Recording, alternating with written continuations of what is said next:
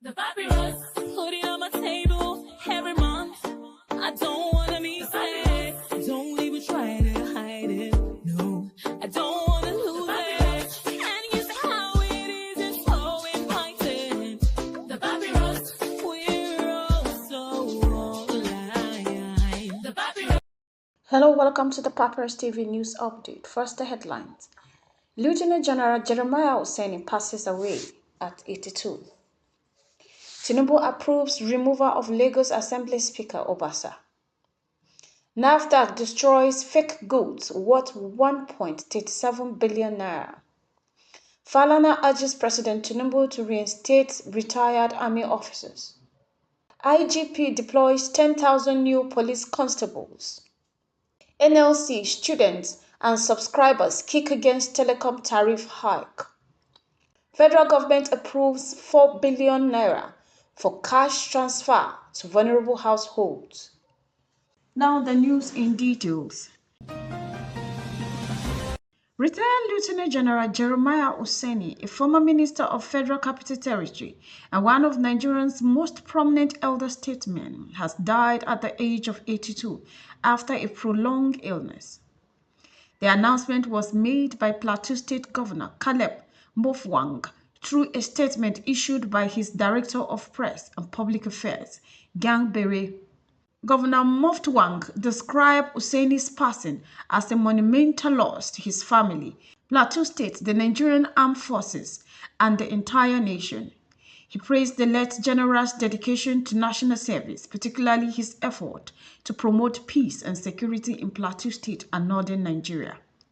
Useni's career spanned decades of distinguished services, including his role as Minister of Transport, Quartermaster General of Nigerian Army, and Minister of FCT during General Sani Abacha's administration. After retiring from the military, he ventured into politics, serving as deputy chairman of the All Nigerian People's Party and a senator for Plateau South under the People's Democratic Party in 2015. Governor Mofwang highlighted Useni's legacy of compassion, generosity, and commitment to community development, noting that his contribution will remain a source of inspiration for future generations. The governor extended condolences to the bereaved family, the armed forces, and all Nigerians mourning the loss of the statesman. President Bola Ahmed Tinubu has officially endorsed the removal of Modeshiru Obasa as Speaker of the Lagos State House of Assembly following allegation of misconduct. The president met with the newly appointed Speaker, Mojisola Meranda, and the Assembly's new leadership on Wednesday, January 22, 2025, at Aso Rock Villa in Abuja. Also in attendance were key members of the Governing Advisory Council, GAG, including Chairman Prince Tajuddin Oluyole Olushe, Lagos APC Chairman Pastor Colonius Ojelabi, and other notable political leaders. However, Governor Babajide Sanwo-Olu, his deputy, and the ousted Speaker Obasa were conspicuously absent. During the meeting, Tinubu reportedly expressed initial reservation about the removal, but was convinced after being presented with evidence of financial improprieties and misconduct against Obasa. The president urged the new speaker to prioritize transparency and collaboration with other arms of government to serve the people of Lagos effectively. Speaker Mojisola Meranda, in her address, assured the president of her commitment to delivering good governance and maintaining a harmonious relationship with the executive.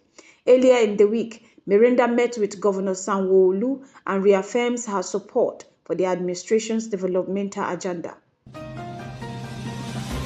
Furthermore, the National Agency for the Food and Drug Administration and Control, NAFDAC, has reiterated its resolve to protect public health by eliminating substandard and counterfeit products from Nigerians' market. On Thursday, the agency destroyed substandard goods valued at 1.367 billion in Abuja. NAFDAC Director General Professor Mojisola Adeyeye, represented by Festus Okadike, disclosed that the product included counterfeit drugs, expired food items, cosmetics, and chemicals seized from unscrupulous manufacturers and distributors. Expired products, voluntarily surrendered by NGOs and other stakeholders, were also destroyed. Professor Adeyeye highlighted NAFDAC's achievement in 2024, which include destruction of counterfeit goods worth over 120 billion and the confiscation of 6,000 bags of rebags rice linked to criminal network. She emphasized the agency's strengthening enforcement activities and collaboration with security agencies, traditional leaders, and the public to combat counterfeit goods. She encouraged consumers to remain vigilant and report suspicious products, while the Pharmaceutical Society of Nigeria (PSN) and the Standard Organization of Nigeria (SON) commended NAFDAC effort, stressing the importance of adherence to quality standards for public safety. In another development, senior advocate of Nigeria Femi Falana has appealed to President Bola Ahmed Tinubu to reinstate 38 Nigerian army officers who were forcefully retired 8 years ago under contentious circumstances. Falana, who served as counsel to the officers, cited violation of justice and due process, urging the president to comply with prior ruling by the National Industrial Court and resolution of the National Assembly supporting their reinstatement. Speaking in Lagos on Wednesday, 22nd January, Falana criticized the decision made during President Muhammadu Buhari's administration, describing it as illegal and unjustified. The human rights lawyer explained that the officers were retired on June 9, 2016 without fair hearing, with accusations including partisanship during the 2015 elections, involving an armed procurement fraud and undermining national security. The affected officers included 9 major generals, 11 brigadier generals, 7 colonels, and 11 lieutenant colonels. Falana argued, as the commander-in-chief, President Bola Ahmed Tinubu must intervene to address the injustice. The premature retirement of these officers sent a discouraging signal to military personnel who have dedicated themselves to serving Nigeria. The Nigerian Army cannot ignore the subsisting court order and National Assembly resolution. Falana also disclosed that he has written to the president through the Attorney General of the Federation, Lateef Fagbemi, urging him to ensure justice and reinstate the officers. He expressed confidence in Fagbemi's ability to advise the president appropriately. Moving on, the Inspector General of Police IGP Kayode Egbetokun announced on Thursday that 10,000 newly recruited constables have been deployed to their state of origin for community policing following a rigorous 6-month training program. The passing out parade was conducted simultaneously at 4 premier colleges and 12 police training schools across the country.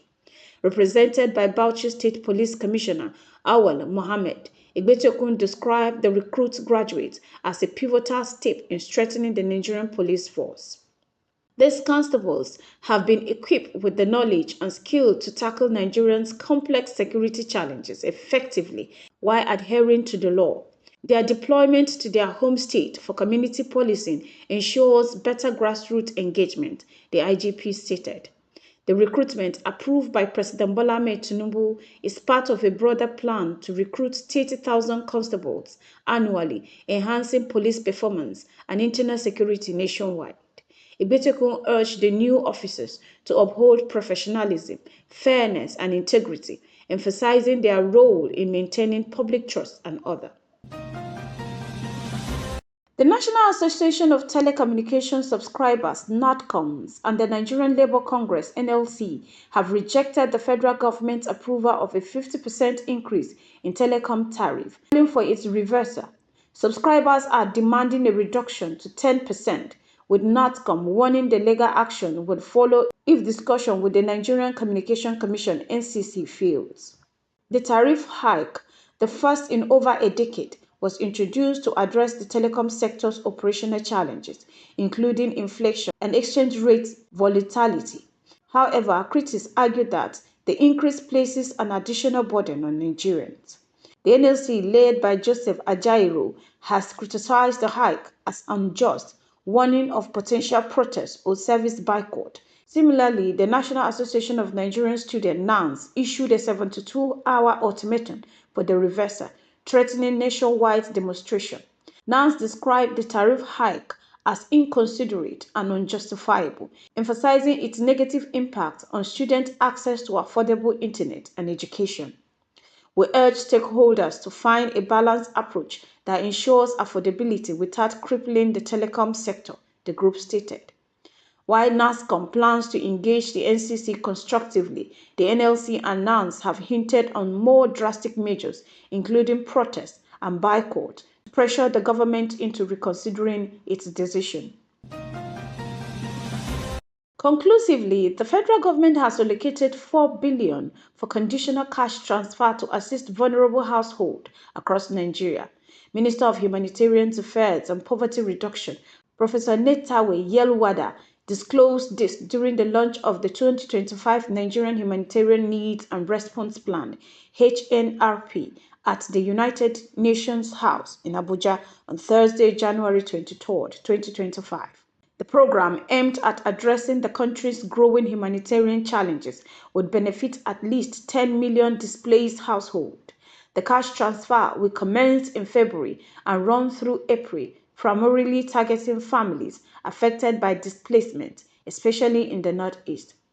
Additionally, the government has approved 2 billion naira in interest-free loan for rural farmers to enhance food production and promote self-sufficiency. Loans ranging from 300,000 to 400,000 per household will enable farmers to acquire essential resources and access market opportunities. Professor Yelwada emphasized the initiative's focus on the most vulnerable, including widows, pregnant women, and individuals with disabilities.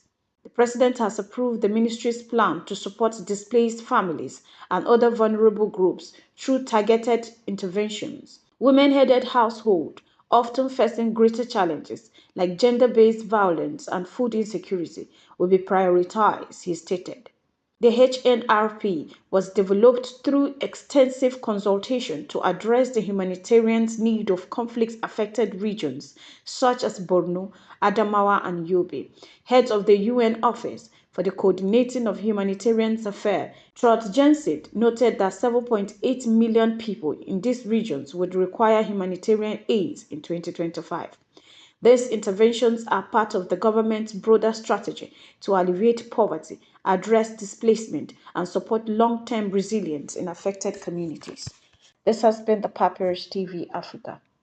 The papyrus, put it on my table every month.